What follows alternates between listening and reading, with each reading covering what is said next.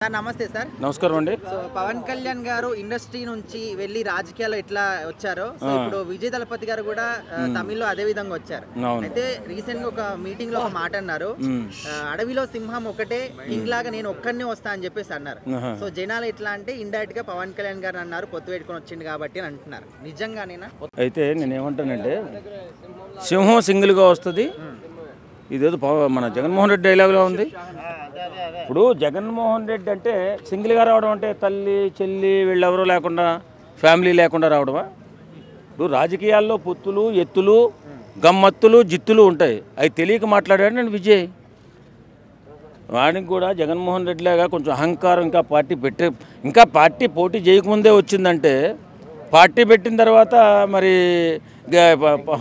పోటీ చేయని తర్వాత ఇంకా ఎంత అహంకారంతో మాట్లాడతాడు. అంటే నిజంగా విజయ్ గారు పవన్ కళ్యాణ్ గారిని అన్నారు? విజయ్ గారిని నేను అనుకోనండి. ఎందుకంటే విజయ్ అతనేదో పార్టీ పెట్టుకుని అతనేదో డెప్త్ డైలాగ్ కోసం మాట్లాడుంటాడు తప్ప ఇలాగ పవన్ కళ్యాణ్ ఉద్దేశించి మాట్లాడితే వాడు ఈయన 11 వచ్చి ఆడికి ఒకటి కూడా రాదు. అంటే నార్మల్గా మాట్లాడిన దాన్ని ఇట్లా సృష్టిస్తున్నారు అనుకోవచ్చు. ఖచ్చితంగా నార్మల్ పవన్ కళ్యాణ్కి వీళ్ళందరూ తమిళ ఇండస్ట్రీలో చాలామంది అభిమానులు ఉన్నారు.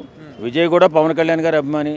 ఎందుకంటే ఆయన మనస్తత్వాన్ని మించిన ఆయన సేవాగుణాన్ని మించిన రాజకీయ నాయకుడు ఇప్పట్లో ఇండియాలో లేడు.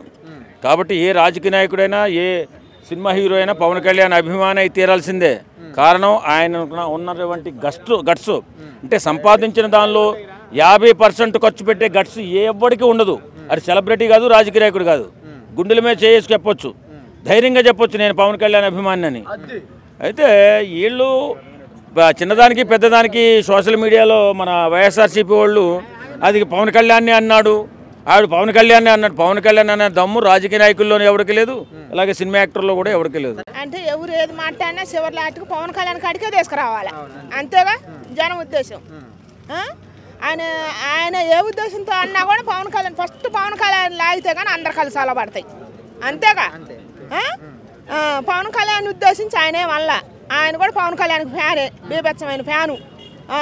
ఇదంతా కామిచ్చి చిచ్చులు పెట్టి తగాలి లేపాలనే కానీ ఈయన ఉద్దేశించే మళ్ళా ఇది ఎవరు కామిస్తారో వాళ్ళకే తెలుసు. కానీ ఏ మాట పుట్టినా కూడా పవన్ కళ్యాణ్ మీకు ధ్యానం దూకోవట్లేదు, ఎవరు పెట్టినా కూడా.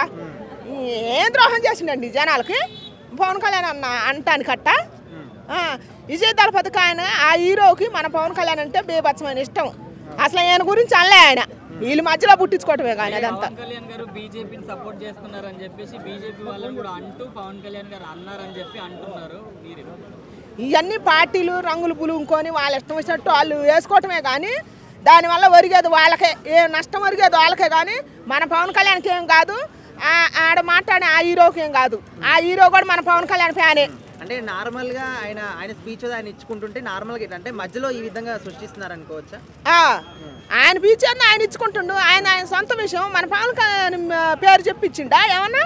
నేను సింహాన్ని పొత్తు పెట్టుకొని వచ్చిందని చెప్పిండా? చెప్పలేదు. ఆ మాట అసలు చెప్పని ఆయన ఇష్టం, ఆయన చెప్పుకుండు. మన పవన్ కళ్యాణ్ గురించి ఎవరు ట్రోల్ చేయడానికి లేదండి ఎవరైనా సరే. మేడం ఇప్పుడు ఏ విషయం వచ్చినా కూడా ముందుగా పవన్ కళ్యాణ్ గారి పేరే ముందు తీసుకొస్తున్నారు ట్రోలింగ్ చేయడానికి. అట్లా చేసే వాళ్ళకి ఏం చెప్తారు మీరు? దయచేసి ఓరైనా సరే పవన్ కళ్యాణ్ ఇష్టం లేకపోతే నోరు మూసుకొని ఉండండి, ఎవరు ఇష్టం వచ్చినట్టు వాళ్ళు ఉండండి. మన పవన్ కళ్యాణ్ ఎవరు ఇష్టం వచ్చినట్టు వాళ్ళు దూషించొద్దు, ట్రోల్ చేయొద్దు పార్టీల కోసం. నీ పార్టీ నీకు ఇష్టం అయితే నీ పార్టీకి నువ్వు చేయరాదు సాయం, నీ ఇష్టం వచ్చిన సాయం నువ్వు చేయరాదు, నువ్వు కూడా పేద ప్రజలకు చేయరాదు. ప్రతి ఒక్కదానికి పవన్ కళ్యాణ్ మీకు తీసుకురావటం ఎందుకు? సాయం చేసేవాడికి అది తప్పుగా?